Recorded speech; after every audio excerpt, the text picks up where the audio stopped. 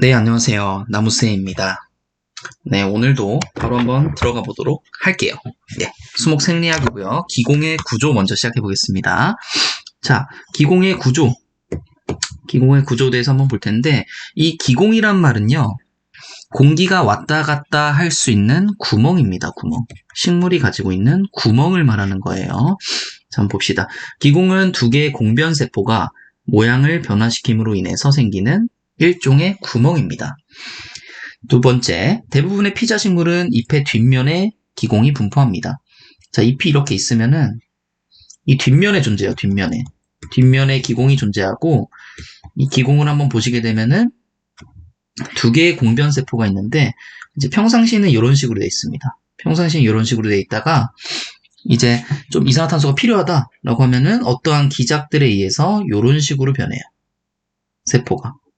그러면은 요 사이에 지금 요 구멍이 생기죠? 이 구멍이 생기죠? 요것을 기공이라고 합니다. 우리는 요것을 기공이라고 한다. 그래서 대부분 뒷면에 있는데 이 포플러 같은 경우에는 양면에 모두 분포를 하고요. 이런 특이한 점 시험에 나오기 좋죠. 자, 기공의 분포 같은 경우에는 기공이 만약에 많이 분포돼 있다. 기공이 여기를 한번 이렇게 해서 볼게요. 네모가 있다고 친다면은 좀 많이 분포해 있다. 이렇게 쭉쭉쭉 많이 분포해 있다. 그럼 이 기공은 작다라는 말이에요. 작다. 대신 반대로 기공이 좀 이렇게 큼직큼직하게 몇 개 있어. 그럼 당연히 이건 크겠죠. 기공이 크다. 이 말을 하고 있는 거예요. 빈도가 작으면은 기공 크기가 크고 분포 빈도가 크면은 기공 크기는 작아지고 어느 정도 밸런스를 이렇게 유지를 한다. 이렇게 보시면 되고요. 네 번째, 산소를 밖으로 방출시키고 동시에 수분을 잃어버리며 증산작용을 함께 수행한다. 자, 나무에서 이렇게 있으면은 가지가 있고 이제 이파리가 이런 식으로 있을 텐데, 이런 식으로 있을 텐데, 자, 여기 뒷면에 기공이 있다고 했었죠. 기공이 있으면 해서 여기서 나갑니다. 뭐가 나가요?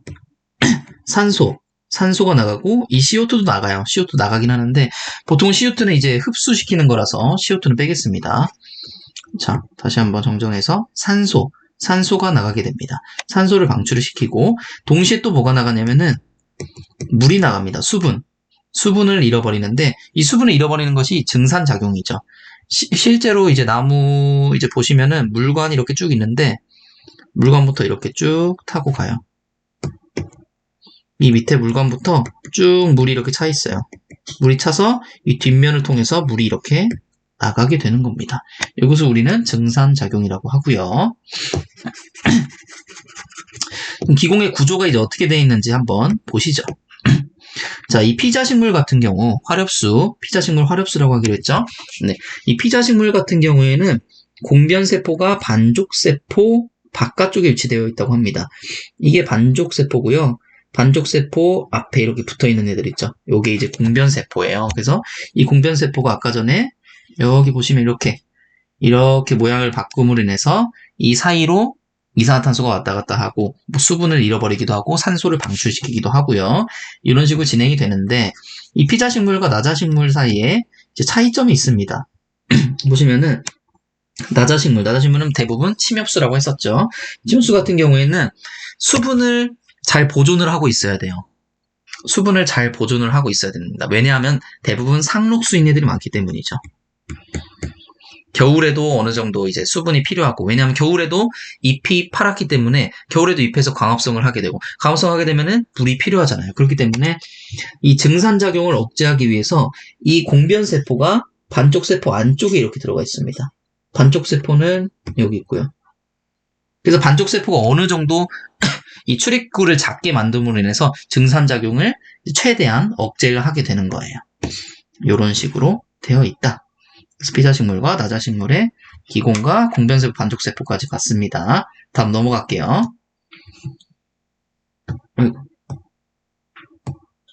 네, 다음 넘어갔습니다. 다음 몇 페이지일까요? 여기가 16페이지네요. 16페이지.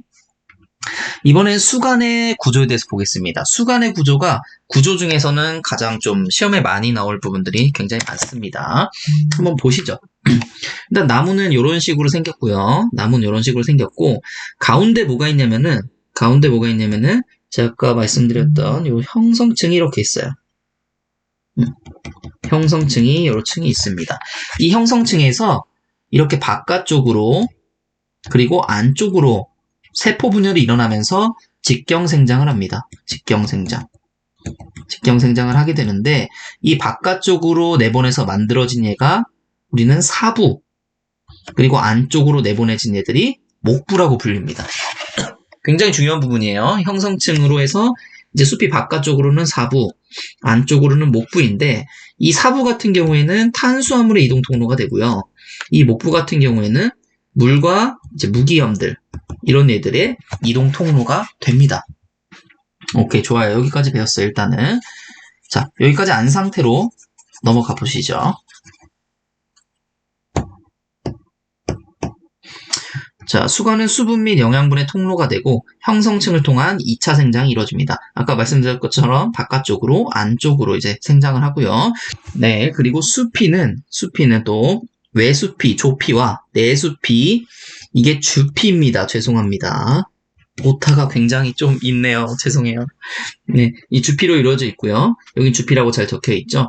그래서 외수피인 조피랑 이 코르크 조직과 사부를 포함하는 이 내수피, 주피로 이루어져 있습니다. 이걸 합쳐서 우리는 수피라고 하는데 이 내수피 같은 경우에는 이 코르크 조직이 포함되어 있어요. 코르크 조직 뭐라고 했죠? 저번 시간에 이 수베린이라는 물질이 축적이 되면서 코르크화가 일어납니다. 코르크화.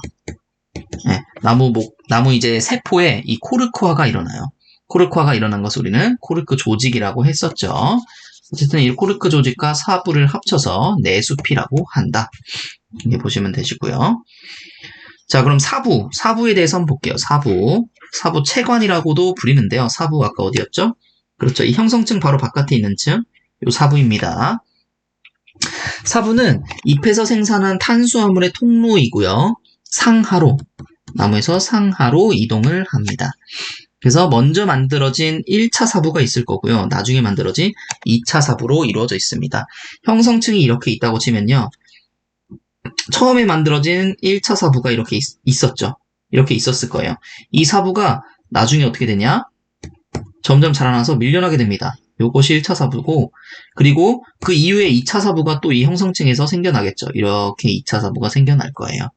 그래서 이 선홍색 밖으로 밀려난 게 1차 사부, 그리고 이 주황색으로 있는 게 2차 사부인데 이게 나중에 2차 사부가 생겨나면서 이 1차 사부가 아예 밀려나서 없어지게 돼버립니다. 그래서 나중에는 결국에는 직경생장을 많이 하게 되는 경우 이제 1차 사부는 남아있지 않고요. 대부분 이 2차 사부가 남아있습니다. 그럼 이 1차 사부의 생성은 어떻게 생성이 되느냐? 자, 형성층이 되기 전 단계, 이게 바로 전형성층이라고 하거든요. 형성층 초기 단계, 전형성층입니다. 전형성층으로부터 형성되며 초기에는 원생사부가 형성되고 아주 초기에 만들어진 사부죠. 원생사부가 형성되고 후기에는 후생사부가 형성된다. 2차 사부가 생장하면 후생사부는 없어진다. 즉 1차 사부는 생성이 되는데 원생사부, 초기에는 원생사부가 형성되고 후기에는 후생사부가 형성되면서 그리고 마지막에 이 1차 사부 다음에 2차 사부가 생성될 때는 이 후생사부는 없어져 버린다. 이렇게 이해하시면 되고요. 자, 두 번째 2차 사부는 그럼 어떻게 생성이 되느냐? 1차 사부가 완성이 되면은 더 이상의 1차 사부는 형성되지 않고요. 그렇죠. 형성되지 않겠죠. 당연히 2차 사부. 이 형성체에서 2차 사부는 만들어지겠죠. 2차 사부가 형성되기 시작합니다. 2차 사부는 바깥쪽에 오래된 조직부터 차례대로 외수피로 변화된 다음 떨어져 나가기 때문에 직경생장에는 기여하지 않는다. 이게 무슨 얘기냐면은 지금 이렇게 검게 그린 게 형성층이고요. 이게 1차고 이게 2차였어요. 네. 아, 죄송합니다. 네. 바깥쪽이 1차고 바깥쪽이 1차 사부였고요. 이 안쪽에 있는 게 2차 사부였어요. 근데 이 2차 사부가 점점점 직경생장을 하게 되면서 이 1차 사부를 없앤다는 거예요. 1차 사부를 없앱니다. 이게 무슨 말이냐면은 얘네가 껍데기로 떨어져 나간다. 결국에는 껍데기로 떨어져 나간다. 이렇게 보는 거예요. 그래서 이 2차 사부는 1차 사부를 떨어뜨리고 나중에는 이 2차 사부도 새로 만들어진 2차 사부들에 의해서 또 떨어져 나가고 이런 식으로 해서 직경생장에는 기여하지 않는다는 거예요. 떨어져 나가니까 이 직경이 커지는 데는 기여하지 않는 거겠죠. 자, 두 번째 뭐 형성층이 있고요. 자, 이제 목부인데, 목부. 제가 이 2차 사부가 직경생장에 영향을 주진 않는다고 했어요. 목부는요. 목부는 직경생장에 아주 지대한 영향을 많이 미칩니다. 목부는 일단 물관이라고도 불리고요. 물과 무기질의 통로 하면서 위로 이동합니다. 이 뿌리로부터 위로 이렇게 이동합니다. 이게 이제 목부이고요. 얘도 마찬가지로 먼저 만들어진 1차 목부와 나중에 만들어진 2차 목부로 나누어져 있고, 대부분의 직경생장은 목부 조직 생산에 의해 이루어짐. 그렇죠. 대부분의 직경생장은 이 목부에 의해서 일어나게 됩니다. 그래서 변제는 최근에 생산된 목부 조직이고, 수분이 많으면서 살아있는 조직이고, 심제는 오래전에 생산된 목부 조직이. 오래전에 생산됐다는 것은 1차 목부라는 거예요. 1차 목부. 변제는 그러면은 2차 목부에 가까운 거죠. 네, 어쨌든 1차 목부이고, 기름, 검, 송진, 타닌, 페놀 등이 축적되어 짙은 색깔을 띠고, 세포는 죽은 상태며 이제 지탱 역할만 한다고 합니다. 사진 한번 보겠습니다. 자, 지금 요 부분을 우리가 변제라고 하는 거고요. 이 안에 이제 이렇게 지탱해주는 녀석들이 있죠. 이렇게 지탱해주는 안에 지탱해주는 이런 역할. 요것을 바로 우리는 심제라고 하는 거고, 요것을 바로 우리는 변제라고 부르는 겁니다. 변제는 물의 이동 통로가 직접적으로 되고요. 아까 무기염의 이동 통로도 된다고 했었고, 그리고 살아있는 조직이라고 했었어요.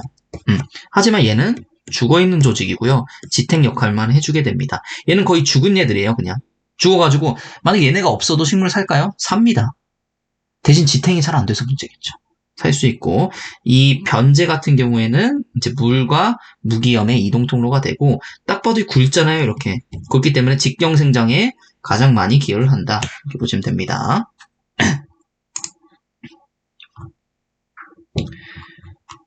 네, 여기까지 보고 다음 시간에 이 코르크층 발달 순서부터 해서 다시 이어서 이 수관 부분 보도록 하겠습니다.